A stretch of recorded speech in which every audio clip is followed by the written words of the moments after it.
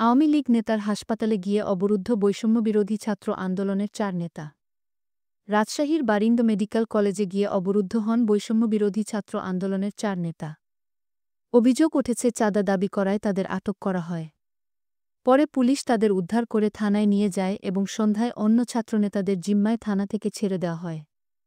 অবরুদ্ধ হওয়া ছাত্রনেতারা হলেন বৈষম্যবিরোধী ছাত্র আন্দোলনের সাবেক কেন্দ্রীয় সমন্বয়ক মেশকাত চৌধুরী মিশু, জেলা কমিটির মুখ্য সংগঠক সোহাগ সর্দার, যুগ্ম আহ্বায়ক আব্দুল বারী ও রাজশাহী বিশ্ববিদ্যালয়ের শিক্ষার্থী আল সাকিব। জানা গেছে, মঙ্গলবার দুপুরে এই ৪ ছাত্রনেতা বারিন্দ মেডিকেল কলেজ ও হাসপাতালের এক কর্মকর্তার সঙ্গে সাক্ষাৎ করতে যান। তবে পরে তাদের বিরুদ্ধে চাঁদাবাজির অভিযোগ তোলা হয় এবং কলেজের ভেতরে অবরুদ্ধ করে রাখা হয়। বারিন্দ মেডিকেল কলেজ ও হাসপাতালের মালিক আওয়ামী সরকারের সাবেক পররাষ্ট্র প্রতিমন্ত্রী শাহরিয়ার আলম। তিনি এই প্রতিষ্ঠানের চেয়ারম্যান ছিলেন। শেখ হাসিনা সরকার পতনের পরে তিনি আত্মগোপনে চলে যান। তবে শাহরিয়ার আলমের বাবা শামসুদ্দিন প্রতিষ্ঠানের ব্যবস্থাপনা পরিচালক।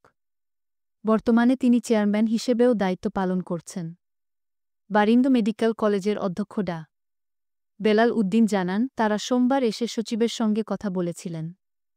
মঙ্গলবার তাদের বসার কথা ছিল, কিন্তু তারা সরাসরি ব্যবস্থাপনা পরিচালকের কক্ষে যান এবং বিভিন্ন বিষয়ে কথা বলতে থাকেন। নিরাপত্তার কারণে এসময় পুলিশকে খবর দেওয়া হয়। রাজশাহী মেট্রোপলিটন পুলিশের অতিরিক্ত পুলিশ কমিশনার সাবিনা ইয়াসমিন জানান, নিরাপত্তার স্বার্থে তাদের থানায় নিয়ে আসা হয়েছিল। তবে প্রতিষ্ঠানের পক্ষ থেকে কোনো অভিযোগ না থাকায় তাদের ছেড়ে দেওয়া হয়েছে। তবে এ ঘটনায় নানা প্রশ্ন উঠেছে।